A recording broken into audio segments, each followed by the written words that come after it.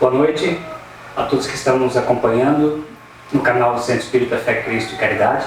Hoje nós temos a alegria de transmitir a palestra com nossa amiga, companheira de tantos anos, Carmen Lúcia, que vai ser a nossa voz desta noite, fazendo a palestra pública pelos canais da internet. Nós vamos fazer uma prece de abertura, solicitando amparo, solicitando a proteção do alto para o trabalho que agora vamos iniciar.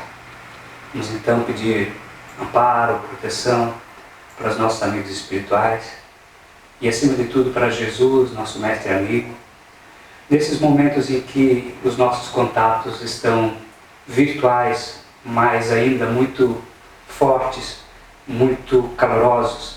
Pedimos amparo, proteção a Ele, para que esta noite tenhamos palavras esclarecedoras, palavras amigas, conversando um pouco sobre esse momento também que vivemos da Páscoa. Hoje a palestra com Carmen Lúcia terá como título Judas Iscariote.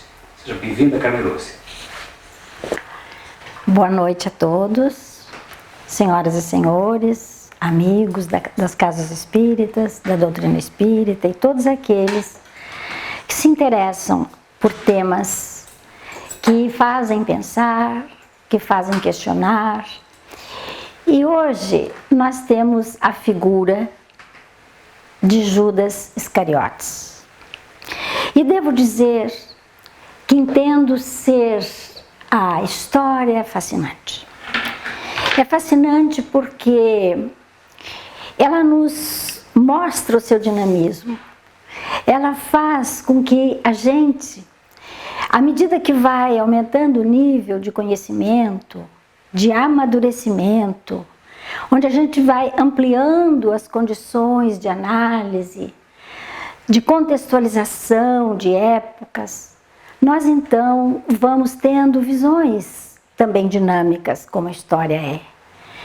E os fatos passam a ter uma importância, uma significação muito grande.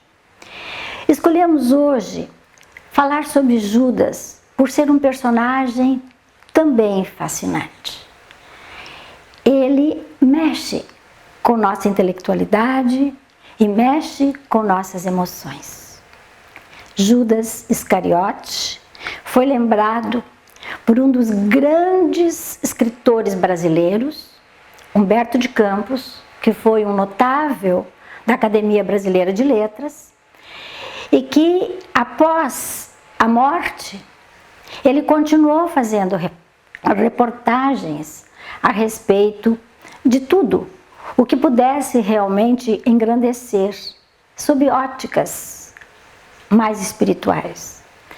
E Humberto de Campos narra no livro Reportagens de Além Túmulo o seguinte, aqui em síntese: silêncio augusto cai sobre a cidade santa. A antiga capital da Judéia parece dormir o seu sono de muitos séculos. Além, descansa o Getsemane, onde o Divino Mestre chorou uma longa noite de agonia. Nas margens caladas do Cedron, divisei um homem vestido à moda antiga, sentado. Era Judas Iscariotes, que ali estava para recordar o passado. Ele costuma vir à Terra nos dias em que se comemora a paixão de Jesus, meditando nos seus atos. Me revelou uma voz que ouvi diretamente nos meus ouvidos. Aquela figura de homem magnetizava-me. Atrevidamente resolvi entrevistá-lo. E não pude me conter a pergunta que certamente mexe também com o imaginário de todas as criaturas. Diz Humberto de Campos: é uma verdade tudo quanto reza o Novo Testamento a respeito de sua personalidade na tragédia de condenação de Jesus? Da condenação de Jesus? E Judas responde aqui em síntese: em parte. Jesus, com sua pureza imaculada, estava entre forças antagônicas. O Sinédrio queria que o reino do céu e Roma, o reino da terra. Ora, eu era um dos apaixonados pelas ideias socialistas do mestre. Porém, o meu excessivo zelo me fez sacrificar o seu fundador. Planejei uma revolta surda. O mestre passaria a um plano secundário e eu arranjaria colaboradores para uma obra vasta e rígida. Entregando, pois, o mestre a Caifás. Não julguei que as coisas atingissem um fim tão lamentável e, ralado de remorsos, presumi que o suicídio era a única maneira de me redimir aos seus olhos. Humberto de Campos, do livro Crônica de Além-Túmulo, capítulo 5, psicografado por Francisco Cândido Xavier. Sob essa ótica apresentada por Humberto de Campos, vamos desenvolver também a nossa análise a respeito de Judas, que nasceu em Queriote, aldeia no sul da Judéia. Vivia em Jericó. Desde pequeno, ele foi levado por seus pais, que fizeram uma mudança, e foi então morar em Jericó. O pai era comerciante, e ele então se criou com maiores condições de estudo, numa cidade maior, porque Jericó, se não falha a memória das pessoas, era uma cidade de grande importância naquela época. Tanto que Jesus, na parábola do bom samaritano, ele diz, descendo de Jerusalém para Jericó. Então Jericó era uma cidade onde os comerciantes faziam seus grandes trabalhos. E lá Judas cresceu, até que se tornou um interessado na pregação e na obra de João Batista. Tinha 30 anos e não era casado. Era mais instruído dentre todos os 12 e o único de todos os discípulos de Jesus era judeu. Elegeu-se tesoureiro do grupo. Mas imediatista, ele queria o valor amoedado, o valor social, o valor transitório, o valor não real, e era dedicado, mas sempre com a ilusão do poder. Era apaixonado, certamente, pelos ideais do mestre. Admirava profundamente seus poderes e a sua transcendente autoridade. Estava decepcionado com o pacifismo e com a humildade de Jesus. Deslumbrava-se ante as promessas do reino, mas o mestre sempre dizia: o reino de Deus está dentro de vós. O que era, para Judas, um enigma. Ele entendia pouco daquilo, ele não conseguia assimilar com tanta naturalidade, assim como também os demais discípulos tinham dificuldade em entender toda a visão apresentada pelo Mestre Jesus. Porque Jesus era um homem admirado pelo povo, mas ao mesmo tempo ele era rejeitado pela aristocracia. Ele era pobre, ele era simples, ele andava a pé, ele andava de sandálias, ele andava junto com o povo mais pobre, o povo ladrão, o povo da promiscuidade, o povo que precisava de um auxílio. E ele dizia: eu vim para aqueles que precisam de saúde. E a sua voz, muito simples e amorosa, atingia um nível de eloquência impressionante. Tornou-se, por isso mesmo, polêmica. E transformou-se num verdadeiro fogo cruzado de disputas. Os fariseus, os sacerdotes, aquelas pessoas que tinham o domínio do poder religioso, estavam constantemente o tentando, criando condições que o pegassem, que numa armadilha ou numa forma de rebelar-se contra o poder constituído. Em todos os lugares, Jesus se saía muito bem. E esses fariseus e esses escribas que ele tanto chamou a atenção durante o seu período de exposição da doutrina cristã, que ensinavam a lei e que sabiam interpretar a lei vigente, a lei de Moisés, é a lei do povo hebreu, ameaçava, eles sabiam que Jesus ameaçava a cúpula rígida, radical e moralista. Mas Jesus era sábio, transcendente, habilidoso, saía dos exames capciosos e os deixava perplexos. Eram momentos muito lindos em que o mestre, com toda a sua sabedoria, trabalhava com eles com muita psicologia, numa metodologia completamente diferente ao que todo mundo até então já viu e já ouviu e já soube interpretar. Existe uma passagem muito conhecida e que só para a gente sentir como era difícil Jesus trabalhar com esses fariseus, esses escribas, aqueles que interpretavam a lei. Certo dia, os escribas e os fariseus, revoltados com o que ouviam, com o povo se aproximando de Jesus e acompanhando todos os seus ensinamentos, mandaram esses escribas que 2 ou mais jovens fossem até o mestre para o tentar, diz o Evangelho. E como havia uma grande dificuldade do povo aceitar a supremacia romana, a cobrança de impostos, que tudo para eles era muito difícil, eles, para ver como se saía Jesus, resolveram então mandar com que esses jovens chegassem e perguntassem ao mestre: é lícito pagar ou não pagar o tributo a César?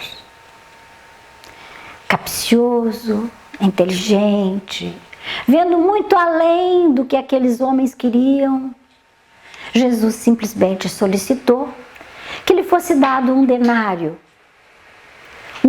das moedas do poder monetário da época. Trazendo a moeda, Jesus olhou e perguntou a eles: de quem é essa imagem? E eles responderam com tranquilidade: de César. E Jesus, calmamente, de uma forma muito lúcida, respondeu: dai, pois, a César o que é de César, e a Deus o que é de Deus. Fazendo uma divisão completamente lógica e racional da situação vivida no momento. Coisas do mundo, coisas da sociedade, coisas que precisavam ser obedecidas pela legislação humana, deve ser feito. Dai a César o que é de César. Mas nunca podiam esquecer, segundo ele entendia e colocou claramente, as coisas muito mais profundas, as imortais, aquelas que todos um dia terão que enfrentar.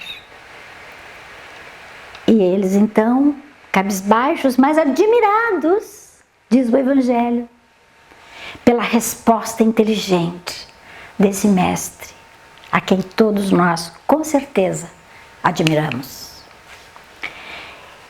As atitudes do mestre eram incógnitas para Judas.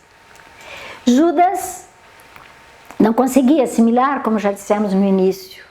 Estava atormentado com aquela tal de reino dentro de si. E ele esperava aquele reino para o qual ele foi educado, treinado pelo povo hebreu, pelo povo judeu, a esperar aquele mestre que seria aquele rei, aquele príncipe que iria dominar. Mas Jesus dizia com clareza: meu reino não é deste mundo. Decepcionado, Judas começou a criar um clima desfavorável em si mesmo.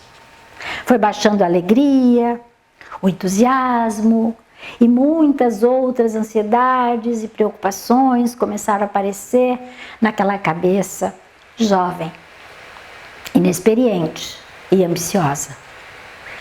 E pensamentos negativos, como questionamentos, dúvidas, começaram a se passar de uma forma muito grande, intensa na sua cabeça. Isso sabemos pelo seu comportamento. 6 dias antes da Páscoa, Jesus vem de Betânia e entra em Jerusalém. Aqui fazendo um parênteses para lembrar que a Páscoa era a maior festividade religiosa da época, ainda hoje é, né, para aqueles que lidam, que trabalham, que aceitam a questão da Páscoa. Ela tinha o significado chamava-se Pessá, passagem. O que era Páscoa? Era a comemoração que se fazia da passagem do povo hebreu, escravo no Egito, para a volta à sua terra natal. E essa passagem trazida, acompanhada, se tornou aquele ponto-chave desses judeus. Então a Páscoa, essa passagem, era uma festa que comemorava esse momento feliz do povo e que levava 8 dias, de domingo a domingo. E Jesus, chegando na época dessa Páscoa, onde toda a região se dirigia à cidade de Jerusalém. E ele então sabia da quantidade de pessoas que teriam ali. E o povo que o amava, que o adorava, quis acompanhar a saída de Jesus da cidade de Betânia e no caminho dele para Jerusalém, montado num jumento, um jovem, um novo, pequeno jumento, ele chegou a Jerusalém. E o povo cantava, e o povo colocava as folhas de árvores, ramos, no chão, para que o burrico, o jumento, passasse por cima. E o povo cantava, e os discípulos estavam muito animados com isso. Agora sim, o mestre está com todo o seu poder, porque estava todo mundo atrás dele, cantando hosanas, clamando pelo Senhor. E ao entrar em Jerusalém, agitou-se a cidade inteira. Todo mundo e todo aquele povo, não só do local, mas aqueles de fora que estava vindo para os festejos da Páscoa, perguntavam insistentemente: quem é este? E a multidão respondia: este é Jesus, o profeta de Nazaré da Galileia. Enquanto todos cantavam, gritavam numa alegria, Jesus chorou na entrada da cidade de Jerusalém. Olhava aquele povo com tristeza, pois ele, o mestre, sabia que era apenas o começo doloroso dos momentos que viriam em seguida. Entrou no templo, na cidade de Jerusalém, o famoso templo de Jerusalém. E qual não foi a surpresa de, ao passar a parte principal do templo, chegando ao pátio, Jesus encontrou mercadores, vendilhões de pombas, de vacas, de objetos, de câmbio. E ele então veio e disse: não está escrito que a minha casa será chamada casa da oração para todas as nações? Vós, porém, a tendes transformado num covil de salteadores. E virou mesas. E as pombas se espalharam, os animais andaram, o povo começou a ficar agitado. E Jesus, então, com muita energia, não deixou de continuar explicando a sua própria lição. Quando todos se retiraram, ele iniciou o seu processo de cura junto àquele povo. Eram coxos, estropiados, cegos, doentes de toda a natureza. E Jesus carinhosamente atendia um por um. Só que essa entrada de Jesus em Jerusalém e a expulsão dessas pessoas do templo mexeu ainda mais com os fariseus, com os sacerdotes que estavam lá naquele ambiente, que questionavam o próprio mestre, e por isso mesmo ele respondeu dessa forma. E essas criaturas que não suportavam essa proeminência de Jesus, que não suportavam estarem eles em segundo plano quando na presença do mestre, começaram a se revoltar ainda mais naquele momento. Estava próxima a festa da Páscoa e os principais sacerdotes e escribas planejavam tirar a vida de Jesus sem atrair a revolta da multidão. Justamente porque a multidão amava Jesus, era servida por Jesus, era amparada pelo Mestre. E ele então é o alvo, a meta daquelas criaturas. Importante chamar a atenção de que eles não queriam atrair a revolta da multidão. A adesão a Jesus era muito grande. Por que a adesão a Jesus era grande? Porque a sua doutrina era totalmente espiritual, não tinha nada de material. Ela poderosa, arrancava aqueles princípios das exterioridades, ela era totalmente internalizada, né? Acabava com os preconceitos, com aquela visão arcaica, antiquada. E por isso mesmo, ele precisava ser exterminado por aquele povo que não desejava que esses princípios se processassem no seu meio, no seu grupo. Ele era considerado um subversor de consciências. Exatamente o contrário do que veio fazer Jesus. Porque o mestre, ele não veio para subverter consciências. Ele veio para despertar consciências. Jesus, o grande trabalho do mestre foi despertar consciências. E trabalhar a parte interna das criaturas e não externas. Por isso ele dizia, o reino dos céus está dentro de vós. E meu reino não é deste mundo. E eles então achavam que ele era um subvertor de consciências e que tinha sua participação direta com Satanás. A expressão que o próprio Lucas coloca no seu evangelho. E por isso, diziam eles, Jesus fazia milagres, porque ele estava amparado por este Satanás. E dessa forma, o tempo passou, logo, horas passaram. E fizeram os doutores da lei, os mais importantes, os escribas, os mais importantes, resolveram elaborar um plano para tirar a vida do mestre. Chamavam-no um líder revolucionário. Fizeram uma reunião e Caifás, que era o sumo sacerdote, deliberou a prisão e a morte depois da Páscoa. Quando a multidão se afastasse, se dispersasse, e eles então teriam a condição, segundo ele pensava, em acabar com a vida do mestre. E Jesus era um agitador para eles. Eles então fizeram esse plano macabro e estavam se preparando para executar.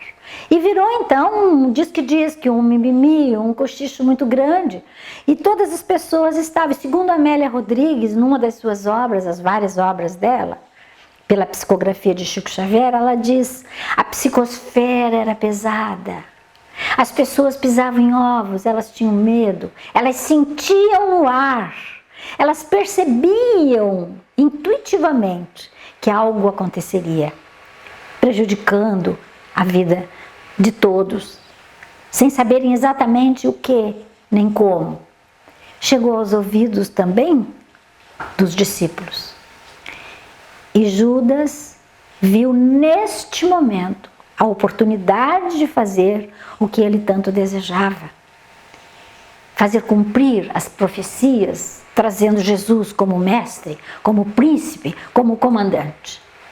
E aí Mateus e Lucas colocam, então um dos 12, chamado Judas Iscariotes, procurou os principais sacerdotes e lhes disse: que me quereis dar?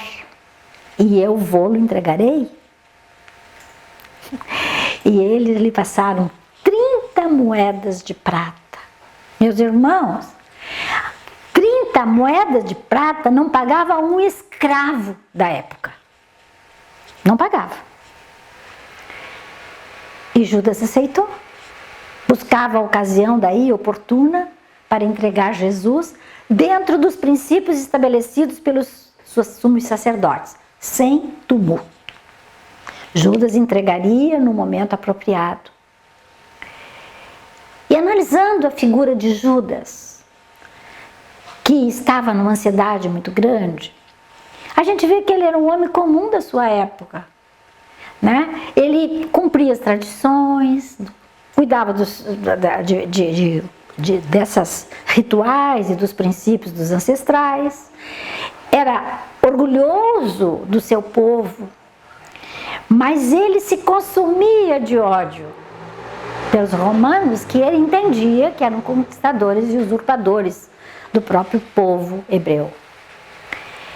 E no fundo, ele esperava que Jesus libertasse o povo do domínio romano. Na verdade, Judas tinha mais do que o próprio princípio da filosofia do Cristo. Era a visão política. Judas, o problema dele, o interesse dele era político. Então, o que aconteceu em cima de tudo isso? Judas queria provocar uma revolta popular. Assim, ele entendia que ficaria mais fácil para atingir os seus objetivos. Faria um acordo para libertar Jesus e colocá-lo a ele no poder. Judas achava que ele teria uma nomeação oficial, alto cargo, muita autoridade, privilégios políticos, né? E que diante de tudo isso ele teria condições de libertar Jesus, porque essa era a vontade de Judas. E ele achava que estava servindo a causa do próprio mestre. E aqui nós repetimos, meus irmãos, Jesus não alcançara a dimensão plena da missão do mestre. Não entendeu quem era Jesus, o que ele fazia, por que ele fazia, como ele fazia. Chegou a quinta-feira, antes, já na semana da Páscoa, né, de domingo a domingo, então quinta-feira era o dia previsto para a famosa ceia pascal. Falamos há poucos minutos atrás, que a Páscoa tinha 2 significados. Um era a passagem do povo hebreu saído do Egito para voltar à terra. Essa era a festa que estava sendo ali trabalhada. E era grande a festa justamente porque abrangia toda uma região. E esses princípios ritualísticos da própria igreja judaica, né, dos princípios do judaísmo, fazia com que todas as criaturas seguissem o ritual.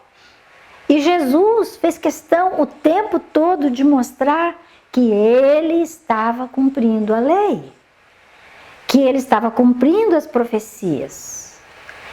E fez, como todas as pessoas faziam, a ceia, chamada ceia pascal. E que foi a última ceia. E aqui nós estamos apresentando o quadro de Leonardo da Vinci, o mais famoso quadro sobre a ceia, a última ceia, onde aparece uma mesa grande.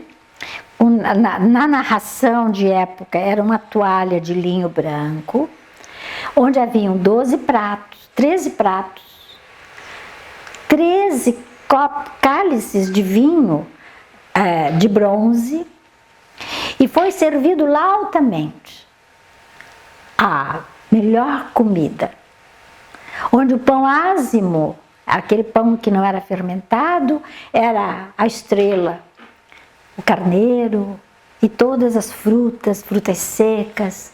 E eles então, juntos com Jesus, saborearam este momento. Jesus cantou, mas ele cantava a sua doutrina. E dizem, a literatura diz, que Jesus cantou uma melodia e a sua voz se fixava indelevelmente no espírito de cada discípulo. E eu ouso afirmar agora, não só de cada discípulo, mas de cada um de nós, a voz de Jesus soa na nossa consciência. Quando estudamos o Evangelho, quando lemos os ensinamentos do Mestre, muitos de nós até se emocionam, porque a gente tem saudade de ouvir e gostaria de ter presente essa criatura espetacular, fascinante, que era Jesus. E ele cantava. Chegava a hora da luta para ele, eram os momentos finais. E ele sabia que chegariam as dores para os apóstolos, como todos sabemos. E nesse canto, ele diz essa frase conhecida de nós: não rogo que os tires do mundo, Pai, mas que os guardes do mal. E Judas, presente naquele momento, junto com os demais discípulos e com Jesus, estava atormentado. Não conseguia conter o próprio pranto, pois ele sabia que jamais voltaria a ouvir tão nobre oração, tão profundo poema. Diz Amélia Rodrigues no livro Luz da Manhã: as duas naturezas de Judas estavam em conflito. O homem profundamente infeliz e o espírito necessitado entrechocavam-se naquele instante que nunca mais se voltaria a repetir. O homem profundamente infeliz e o espírito, a alma, carente, necessitada, sofrida emocionalmente, doente. Insinuando-se-lhe a dúvida, apareceu o ressentimento e ele tornou-se vítima infeliz de si mesmo, quando se permitiu perder a ambição acalentada. A precipitação armou Judas de ansiedade e interiormente foi visitado pela indução hipnótica de entidades perversas, que eles lá chamavam de Satanás. E o próprio Lucas coloca: Satanás tomou conta de Judas. Indução hipnótica de entidades perversas que lhe aproveitaram o desalinho da emoção, interessadas em desnaturar a mensagem e anular a força do amor pacificante. Porque Judas se deixou envolver, se tornou triste, macabundo. Ele, deprimido, buscava as coisas piores, como já vimos antes. Não era mais aquele homem alegre, que lutava, que corria. Ele tinha um foco do poder, a ânsia de domínio. E isso favoreceu, porque se desligou da bondade do Mestre, da humildade de Jesus. E muitas vezes, os discípulos chegaram a Jesus e perguntaram: Mestre, nunca que os fariseus, que os escribas, que os doutores da lei vão sentar conosco, vão trabalhar conosco. Eles são de uma outra classe. O Mestre só vivia com as pessoas, entre aspas, que consideravam desqualificadas por aquele momento. E Jesus ouvia todos com paciência, com calma e com a humildade que lhe era própria. E ele dizia: eu não vim atender os que não precisam de remédio. Eu vim justamente para atender aqueles que precisam de consolo, de orientação, de ajuda. Eu sou o médico das almas.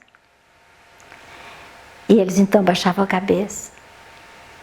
E Judas ficava então decepcionado cada vez mais com o que Jesus falava, porque não atingia o objetivo dele. E que ele achava que iria atingir quando assim começou a trabalhar e a andar com Jesus. O ser humano, diz a psicologia, é sempre vítima das suas próprias construções mentais, das suas elaborações psíquicas. Claro, quando nós montamos, nós construímos as nossas ideias, os nossos pensamentos, e somos aquilo que pensamos.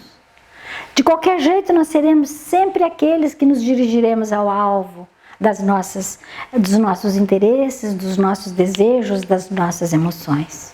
E foi o que fez Judas. E Jesus, continuando na ceia, depois que ele cantou, que ele falou, ele tinha muitos conselhos a dar, orientações. Foi o momento em que ele lavou os pés dos discípulos e que ele disse: um novo mandamento vos deixo, que vos ameis uns aos outros, como eu vos amo. E disse mais: meus discípulos serão conhecidos por muitos se amarem. E a ceia continuando, todos presentes, e Jesus diz: em verdade vos digo, que um dentre vós me trairá. Foi um baque. Apesar de Jesus já vir falando o tempo todo que ele seria, que ele iria deixá-los, que iria voltar junto ao Pai e que seria crucificado, mas ninguém entendia, parece que estavam todos meio fora da sua realidade. E aí começou a pergunta: serei eu, Rabi? Serei eu, Rabi? E aí Pedro disse para João, que estava próximo de Jesus: pergunte para o mestre quem é. E João fez. E Jesus disse: aquele a quem eu der o pão molhado, esse vai me trair. Molhou o pão, entregou para Judas. Judas estava presente, se cumbindo de tanta pressão, de tanta dor, de tanto conflito interno. E Jesus olhou para ele com sinceridade e disse: o que fazes? Faze-o depressa. Jesus sabia que ele iria fazer isso. Jesus tinha uma percepção do mundo, da vida, da distância das pessoas muito grande, então ele sabia. E os discípulos não haviam entendido a gravidade daquele momento que eles estavam vivendo. Pareciam emocionados demais, trancados na sua visão, hebetados. Quer dizer, parece que hipnotizados, sem poderem atinar realmente no que estava acontecendo naquele momento. Chegara a hora de deixar o cenáculo, porque o Judas se retirou imediatamente. Ficaram eles e chegou o momento da saída do cenáculo e aí dirigiram-se ao Monte das Oliveiras. Jesus levantou-se, dispôs-se a sair e foi acompanhado. Estavam buscando, aquele momento, o Getsemane. Getsemane ficava no sopé do Monte das Oliveiras. E era um lugar com muitas árvores, com muitas oliveiras. E lá era comum esse local era comum, onde Jesus costumava ir com os discípulos, pois ele gostava daquele ambiente. O rio Cedron fazia uma planície e o rio então dividia a parte do morro dos templos que... mais para baixo um pouquinho. Dos templos e do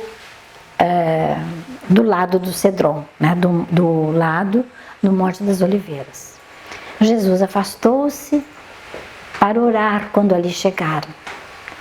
Mas ele afastou-se em plena solidão.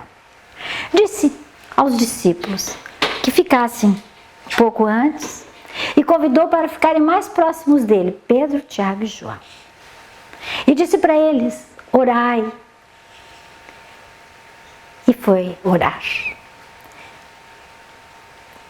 Várias vezes ele voltou, 3 vezes. Nas 3 vezes ele encontrou os discípulos dormindo. E ele disse: orai e vigiai. Não podem uns minutos fazerem isso? Vejamos, para nós é importante isso, vigiai e orai. Quantas e quantas vezes a gente com esse compromisso não cumpre? A gente se torna hebetado que nem os discípulos. E ele então, em plena e absoluta solidão, orou, chorou, falou com o Pai e disse, logo em seguida, quando voltando de lá, ele falou: levantai-vos, porque está chegando perto aquele que me há de trair. Levantaram-se os discípulos e eles caminharam já ouvindo o barulho das pessoas com tábuas, pedras, trazendo tochas em suas mãos. Jesus olhou, parou e esperou. Chegaram próximo. Que quereis? Ele perguntou. Queremos Jesus de Nazaré. Sou eu. Quando ele disse isso, consta no Evangelho, caíram. E aí tornaram a perguntar e Jesus tornou a dizer: já vos disse que sou eu. Neste momento, aproxima-se Judas. Mestre, eu te saúdo. E o beijou.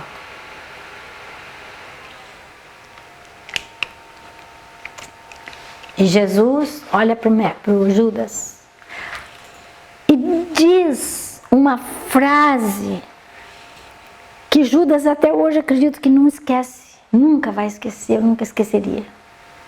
Meu amigo, que vieste fazer aqui? Meu amigo. Essa meu amigo era uma oportunidade que Jesus estava dando para Judas. Acorde. Eu te amo. Você me ama. Nós somos irmãos e amigos. Trabalhamos juntos. Você tem tempo ainda.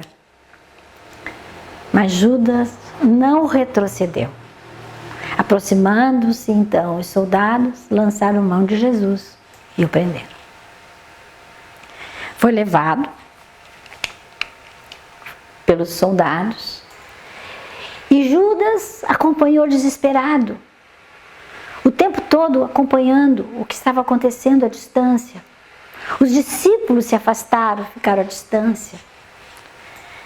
E quando eles viram que Jesus foi condenado, quando ele viu que Jesus foi condenado, seria crucificado, ele voltou correndo lá no templo para devolver aquele dinheiro que ele recebeu. A consciência estava agora desperta. Ele parece que acordou diante do que estava acontecendo.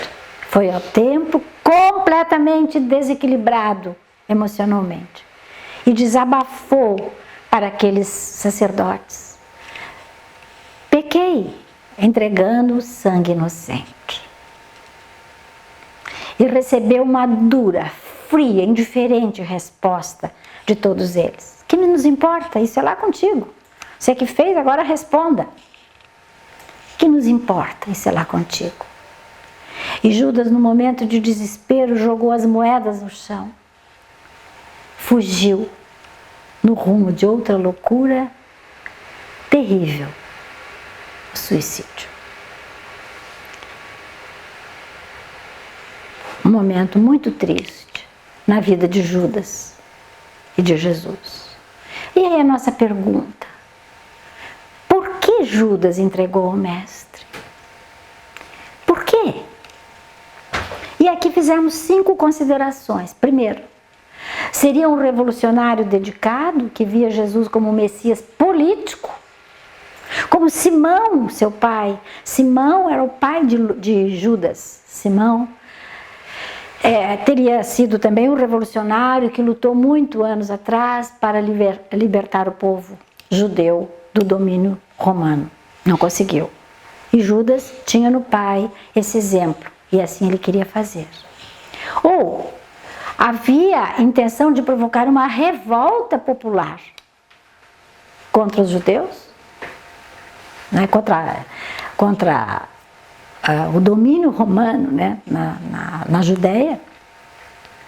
Ou ainda entender que Jesus restauraria o poder em Israel, né, retirando o poder de César. Ou ainda ele considerava a sua missão heróica, teria agido a pedido do próprio Jesus, mesmo sabendo que depois seria perseguido por causa do seu ato.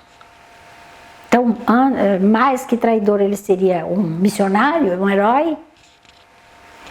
Ou seria um traidor? Mas, se Jesus sabia com antecedência que seria entregue ao Calvário por ele não estava enganado por Judas. São questões que se levantam. E eu falei de início, quando iniciamos a nossa palestra, que a história é dinâmica. E que à medida que nós vamos evoluindo em nossos pensamentos, conhecimentos, ampliando tudo isso, nós vamos então estudando partes, analisando diálogos, conversando a respeito do assunto. E aí buscamos algumas respostas, talvez um pouco fora, paradigmáticas do mundo que estamos vivendo ou da história que vem sendo trazida até hoje. Infelizmente, todos os anos, bonecos feitos à imagem de Júlia, no tamanho normal de pessoa, né, de uma pessoa normal, são queimados, apanha, judiam do Judas em praça pública, como um castigo. E dizem os psicólogos que é uma forma de exorcizar os males da própria sociedade, que descarrega naquele boneco, né, tipo um bode expiatório, todos seus preconceitos, as suas formas de discutir o caso de Judas e da humanidade. Na verdade, como entender Judas? Como nós podemos, nesses dias de hoje, entender a figura de Judas Iscariotes? Eu coloquei aqui 3 pontos que acho interessante. Primeiro, a própria fragilidade humana. O lado sombra, como dizia Jung. É aquela parte fraca que todos nós temos e que não conseguimos vencer ainda com tudo que nós estamos recebendo, né? Nos equivocamos com o egoísmo, com o orgulho, com a ambição, ficamos magoados, nos revoltamos, somos covardes em muitas situações, gananciosos, recebemos influências as mais diversas. Mesmo sabendo muitas coisas, muitas vezes nos deixamos envolver pela problemática nossa parte fraca. Uma outra possibilidade é a ingenuidade maior do que a inabilidade e do que a perversidade. Ele foi mais ingênuo naquilo que ele fez e não soube fazer, apesar dos interesses dele serem até positivos dentro da legislação que ele estudava e que ele defendia. E ainda, ele errou e não suportou o viver, né? Ele preferiu matar a própria vida,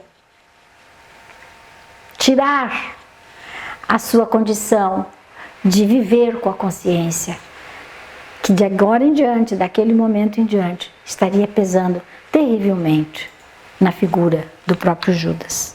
E talvez na figura de muitos de nós, quando ainda precisamos judiar do Judas para poder enfrentar a própria sociedade. E a doutrina espírita coloca que diante, né, de um crime qualquer, de um erro maior, a consciência nunca vai olvidar o crime. Ele vai ter que responder pelo ato. Então, no livro O Céu e o Inferno, quando trata o Código Penal da Vida Futura, existe uma colocação de 3 itens que são fundamentais e que todas as pessoas passam a partir desse momento, né, do ato negativo cometido. O perdão se expressa mediante a reabilitação do infrator. Então, é o arrependimento, que é o primeiro passo que tem que enquanto não se arrepende, não adianta, tem que se arrepender do ato que praticou, tem que ter consciência do ato que praticou. Em seguida, vai expiar, que são os sofrimentos, consequências desses atos negativos, e ainda tem que reparar, fazer o bem a quem foi feito mal ou corrigir o erro que foi processado. A reparação é o ato que anula o efeito e destrói a causa. Feitos esses passos, o indivíduo se reabilita e cumpre os passos necessários, sofridos, às vezes longos, às vezes muitas vidas, para poder resolver essa situação. Por que Judas não haveria de se reabilitar? Essa é a nossa questão agora. Por quê? Foram séculos de sofrimento. Para nós que somos espíritas e admitimos a lei da reencarnação, sabemos que ele teve muitas vidas umas após a outra. Foi traído, vendido, ele mesmo diz isso para Humberto de Campos. Fui traído, vendido, usurpado e culminou o seu périplo de dor queimado numa fogueira inquisitorial em 1431, onde se reabilitou e se perdoou. A sua consciência se liberou após ter sofrido tanto e ter feito tanto para garantir em muitas oportunidades a própria divulgação da doutrina do Mestre.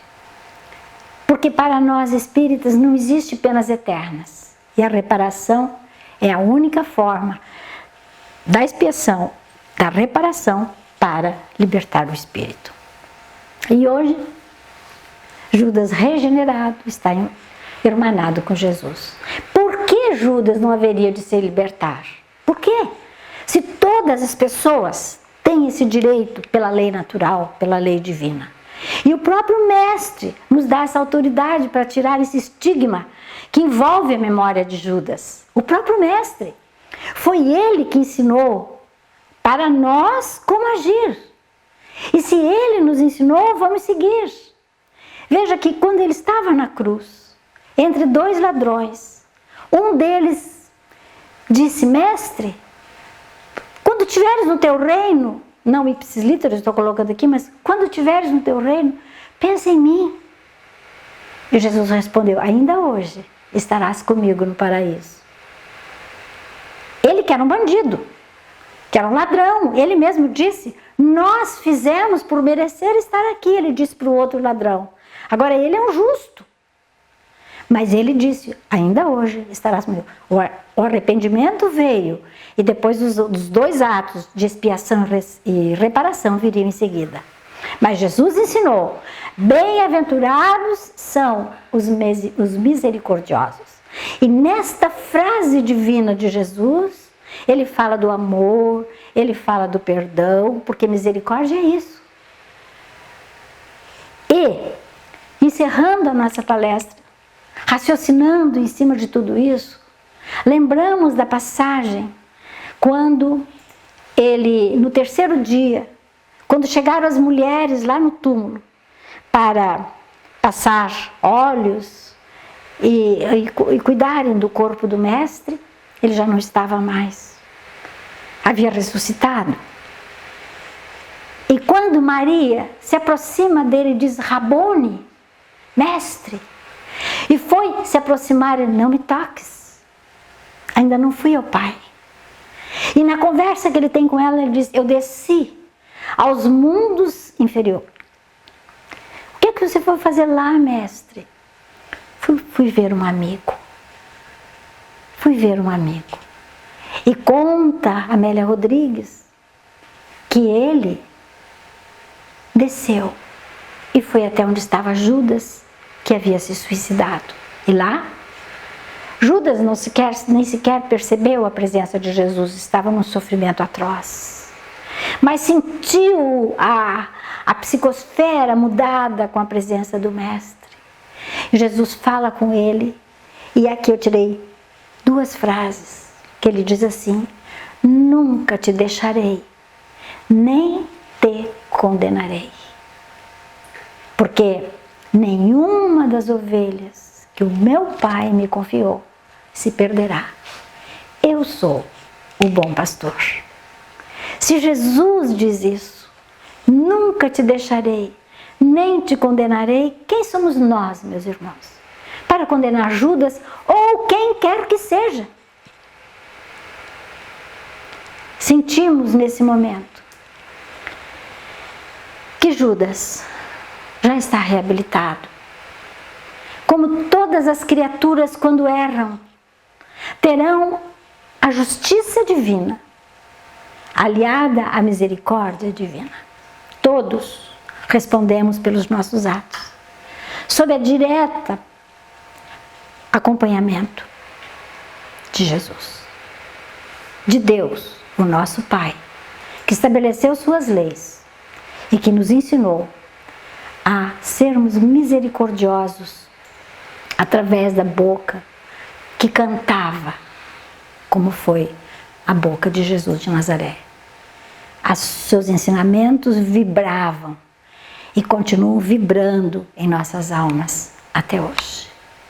Que Ele, o Mestre, nos ampare e nos abençoe a todos.